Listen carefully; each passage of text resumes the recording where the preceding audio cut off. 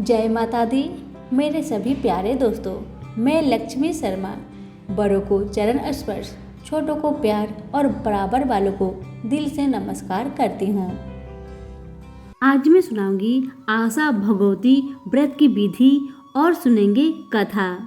यह व्रत स्त्रियों को श्राद्धों में ही आश्विन कृष्णा पक्ष की अष्टमी से प्रारंभ कर 8 दिन तक करना चाहिए। 8 कोनों को गोबर मिट्टी से चौक पुरकर आशा भगवती की कहानी सुने।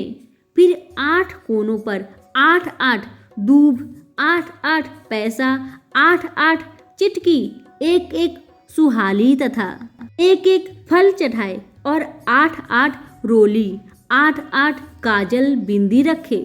8 कोने पर एक दीपक जलाए। इस प्रकार नित्य प्रति 8 दिन तक पूजा करे और कहानी सुने।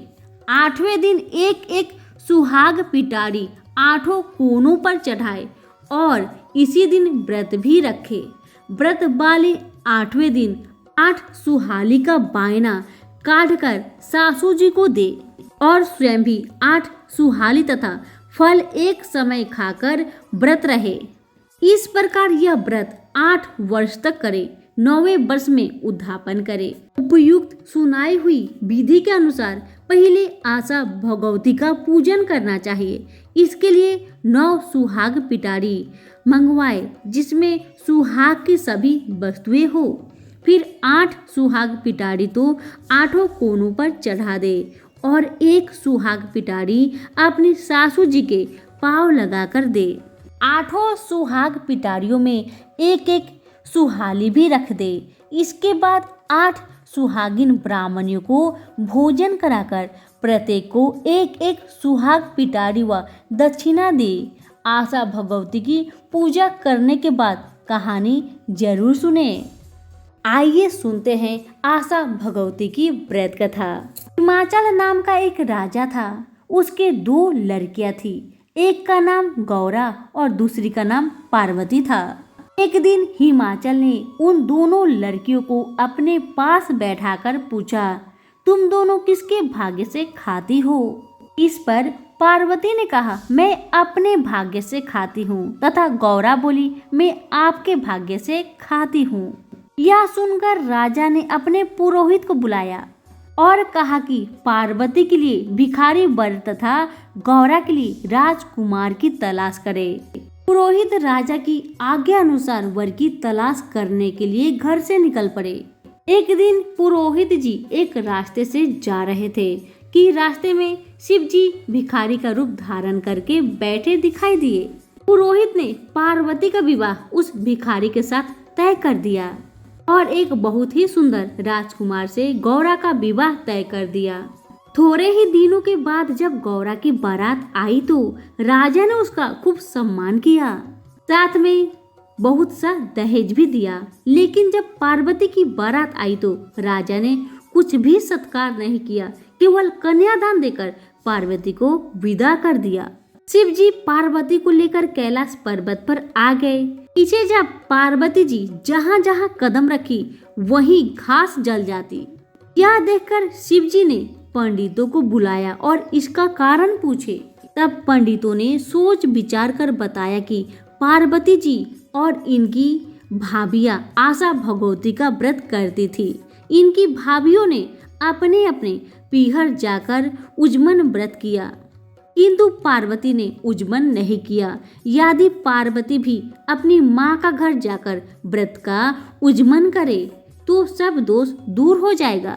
इस प्रकार पंडितों के बताने पर शिव जी और पार्वती जी खूब कपड़े और गहने पहनकर पार्वती जी के पीहर चलने की तैयारी करने लगे। कुछ दूर जाने पर उन्होंने देखा कि एक रानी का बच्चा होने वाला है। वह रानी बहुत कष्ट में पड़ी है। यह देखकर पार्वती जी शिव से बोली, हे नाथ, बच्चा होने में बहुत कष्ट होता है, आप मेरी कोख बंद कर दे।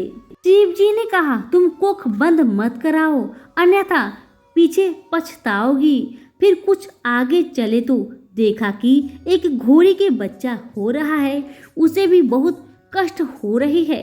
यह देखकर पार्वती जी ने शिव जी से हठ किया कि मेरी कोख बंद कर दीजिए, तभी आगे चलूंगी। बच्चा होने पर बहुत कष्ट होता है।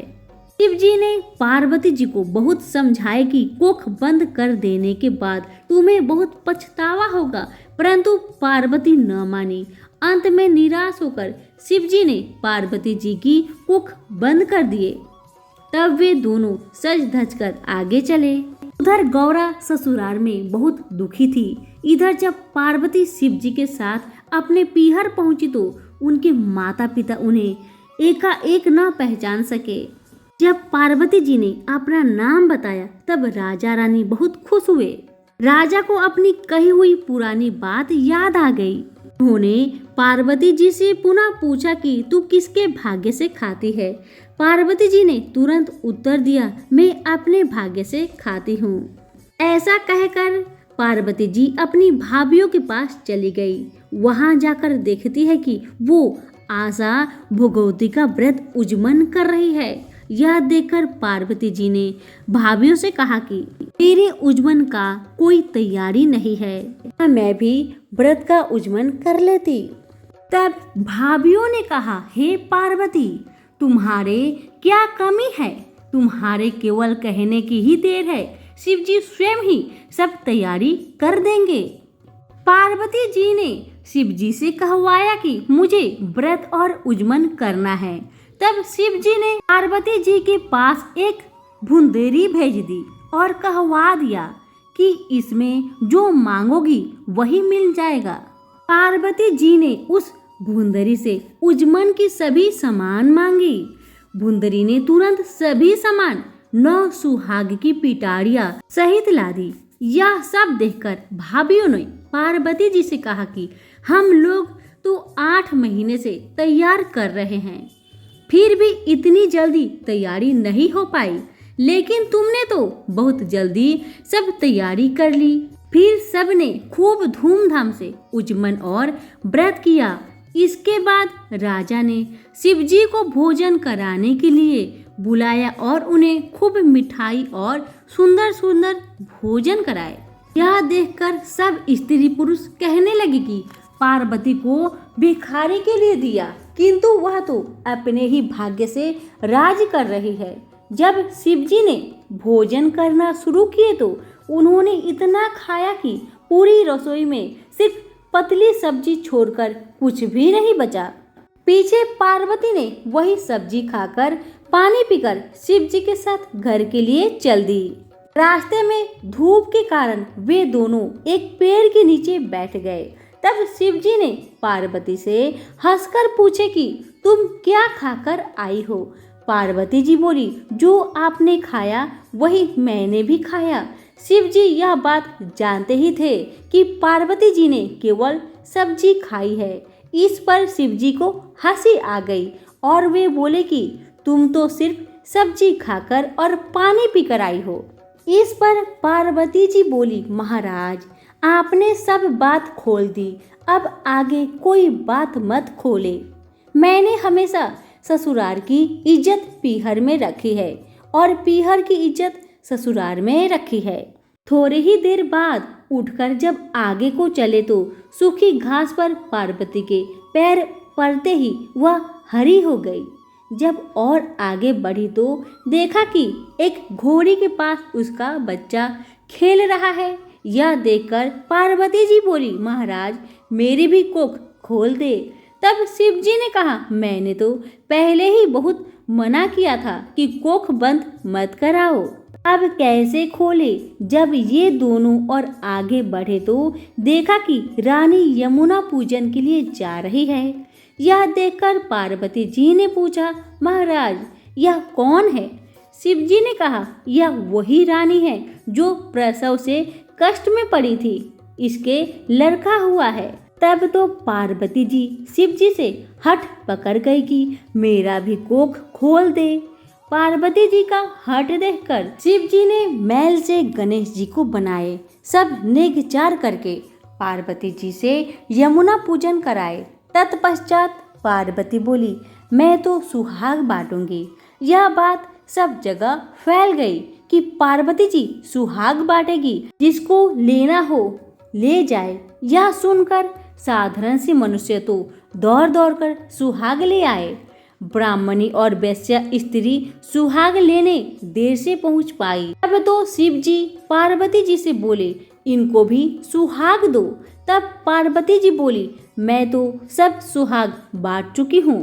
इस पर शिव जी ने कहा, इनको तो सुहाग देना ही होगा। तब उन स्त्रियों को पार्वती जी ने थोड़ा थोड़ा सुहाग दे दिया। इस प्रकार किसी को सुहाग के लिए निराश न होना पड़ा। इस व्रत और उज्जमन को कुमारी लड़कियां ही करती है। हे पार्वती जी, जैसे आपने उन सबको सुहाग दिया, उसी तरह कहानी कहने वाले, सुनने वाले, हुक्कारे भरने वाले सभी को देना। सभी प्रेम से बोले गौरी मैया की जय हो। कथा पसंद आने पर लाइक शेयर कमेंट जरूर करें। धन्यवाद।